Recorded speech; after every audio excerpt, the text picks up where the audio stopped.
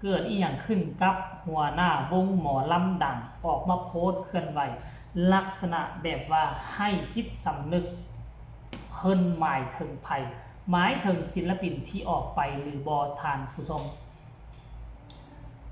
ดังที่พวกเขารู้จักกันดีแล้วล่ะว่าในแวดวงการหมอลำของพวกเขานี่มันก็จะมีทั้งสองฝากฝั่งนะบ่ว่าจะเป็นทั้งทีมงานบ่ว่าจะเป็นหน่วยงานผู้บริหารแล้วก็รวมทั้งหน่วยงานสมาชิกศิลปินนักร้องต่างๆเนาะหลายวงก็คงจะมีการเคลื่อนไหวกันหลายแหละช่วงนี้คือว่ามันช่วงปิดฤดูกาลท่านผู้ชมเอ้ยในช่วงปิดฤดูกาลนี่นะมันก็จะได้เห็นการเคลื่อนไหวผู้นั่นแซวผู้นี้แซวผู้นั่นปั่นป่วนกันไปปั่นป่วนกันมาตอนลาลงกันลาลงกันแบบบ่จบสวยบ่รวยกระเช่าซะนะแต่ว่ากงกันข้ามก็วงหมอลำวงนี้ก็คือวงเสียงวิหกของนกพงศกรลูกน้องเพิ่นนี่ลาลงแบบไปลามาครอบมีสัมมาคารวะครอบลาลงหมดสุผู้สุคนจนเฮ็ดให้หัวหน้าวงนอดังนกพงศกรออกมาเคลื่อนไหวอวยพรให้ทุกคนแล้วก็พร้อมแนะนำ FC แฟนคลับของวงเสียงวิหกให้ติดตามข้าเจ้าแน่ว่าสันเดข้าเจ้าไปอยู่วงใดเห็นเคลื่อนไหวอีหยังต่างๆก็ได้อันนี้เป็นเรื่องเล่าที่ดีที่มันเกิดขึ้นมื้อวานนี่นั่นเองแต่ว่าพวกเจ้าฮู้บ่ผ่านมานี่บ่กี่เท่าใดชั่วโมงได้หลังจากที่เราโพสต์อวยพรให้กับศิลปินที่ลาลง12ชั่วโมงที่ผ่านมาเราก็ออกมาโพสต์อีกคลิปนึงโอ้โหโพสต์อีกคลิปนี่หลายคนก็คิดกันต่างๆนานาทุกคนเอ้ยหมายถึงอีหยังหมายถึงผู้ใดบ่น้อว่าซั่นเด้นี่นะเดี๋ยวค่อยสิอ่านสู่ฟังกันแล้วกันเด้อทุกคนเด้อเพิ่นบอกว่าคนที่ให้จิตสำนึกมันคุยกับคนทั่วไปบ่ฮู้เรื่องดอกว่าซั่นเด้เพราะมันต้องเป็นคนถูกเสมอคนอื่นผิดในทุกเรื่องหมายถึงไผหมายถึงศิลปินคนใดการที่หัวหน้าวงใหญ่ออกมาโพสต์ลักษณะแบบนี้นี่ห่วยมันก็เฮ็ดให้หลายคนก็อดบ่ได้แล้วแต่ว่าค่อยเบิ่งแล้วระดับบอสนกพงศกรนิสัยของบอสนกพงศกรเนี่ย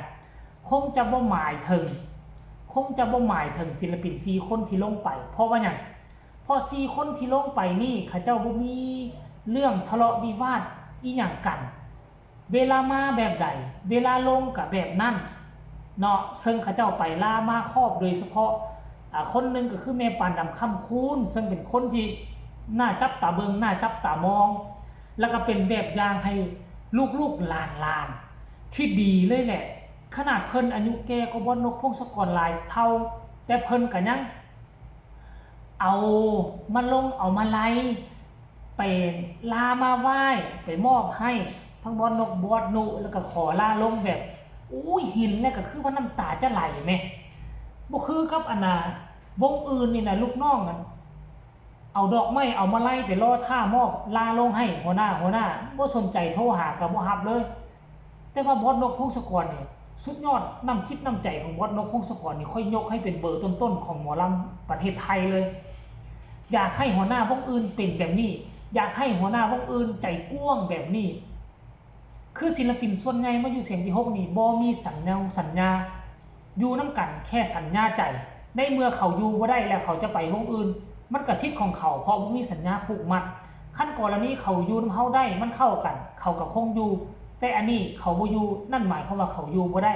จะไปเอากฎระเบียบมาบังคับมันก็บ่มีความสุขในการทำงานอยู่นำกันต่อไปท่านผู้ชมแล้วหลายคนก็คิดว่าแล้วบอสนกพงศกรหมายถึงอีหยัง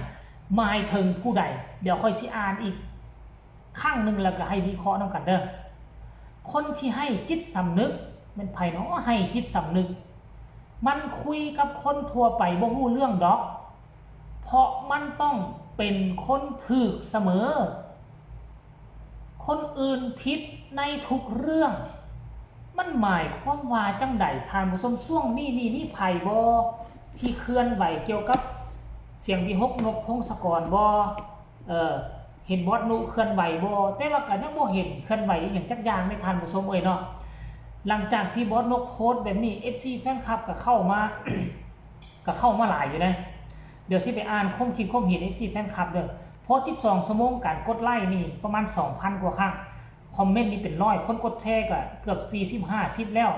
คนทำอิฐที่เข้ามาคอมเมนต์อีหลีว่าซั่นอย่าไปยุ่งกับมัน อย่าไปสอนมันว่าซั่นเด้ปล่อยให้มันเป็นนิสัยแบบนี้ไปเลยอันนี้บ่อยสิริไซได้บอสนกพงศกรก็มาตอบว่าสำนึกจักน้อยแหน่ศูนย์ว่าซั่นเด้ผู้ต่อมากับพ่อฮักน้องอาอายมาคอมเมนต์ว่าถูกต้องที่สุดครับว่าซั่นเด้ผู้ต่อมาก็บอกว่าจริงแท้แน่นอนครับคนแบบนี้บ่มีวันเข้าใจคำว่าเหตุผลดอกว่าซั่นเด้เพราะคิดว่าตัวเองถูกเสมอครับบอสนกพงศกรก็มาตอบทันทีศูนย์กลางจักรวาลครับว่าซั่นเด้คอมเมนต์ต่อมาคอมเมนต์ว่ากะเลยบ่ไปใส่มาใส่น้ำบ้านน้ำเมืองเขาเนาะหมุนรอบตัวเองวนไปแม่นผู้ใดเนาะถ้าใส่ใจคนแบบนี้พอกะเหนื่อยนะค่ะว่าซั่นในเวลาพอมีค่านะค่ะว่าซั่นแค่ดูทีพ่อทำอยู่กับลูกน้องผู้ใดเนาะนี่นะพ่อเหนื่อยแต่คำว่าหัวหน้ามันใหญ่มากจะมีใครเข้าใจคนที่มีแต่ให้ครอบครัวใหญ่ลูกวงสู้ๆนะพ่อผู้ต่อมาคอมเมนต์ว่าจริงค่ะบอสเพราะเขามองว่าตัวเองถูกเสมอแต่ความผิดคนอื่นไม่เคยมองข้ามหาตัวเองคอมเมนต์ต่อมาบอกว่ากินสมองมดแล้วไงลูกเลยไม่มีมันสำนึกบาปบุญคุณโทษคอมเมนต์นี้ก็บอกว่าสุดท้ายเฮาก็เงียบครับบุญภัยบุญมันอย่างนี้เจ๊ครับซั่นเด้ผู้ต่อมาบอกว่าก็เลยถอยหลังลงคลองกำลังสิแท็กว่าซั่นผู้ใดว่าเนาะไผเป็นหยังล่ะมากาไก่ว่าซั่นเด้ท่านผู้ชม FC แฟนคลับอันนี้คือการเคลื่อนไหวล่าสุดของบอสนกพงศกรคงจะเป็นผู้ใดผู้หนึ่งอยู่ในแวดวงการหมอลำหรือเผลอๆอาจจะเป็นศิลปินหรือหน่วยงานผู้ใดผู้หนึ่งอยู่ในวงเสียงปีหกของนกพงศกรแน่นอนการที่เราออกมาโพสต์แบบนี้ท่านผู้ชมแต่เฮาก็บ่ฮู้ชัดเจนนะเฮาก็รอท่าเบิ่งตอนต่อไปว่าเพิ่นจะออกมาเคลื่อนไหวชื่อน้ำเอารูปขึ้นมาให้พวกเฮาเบิ่งบ่ก็ให้ทุกคนกดไลค์กดแชร์ช่องนี้เอาไว้ที่สำคัญจะกดข้ามโฆษณาเด้อผู้ใดมีคำตำหนิที่ส่งคำคิดคำเห็นก็ส่งข่าวมาได้ทางใต้คอมเมนต์สำหรับคลิปนี้ขอลาท่านผู้ชมไปก่อนสบายดี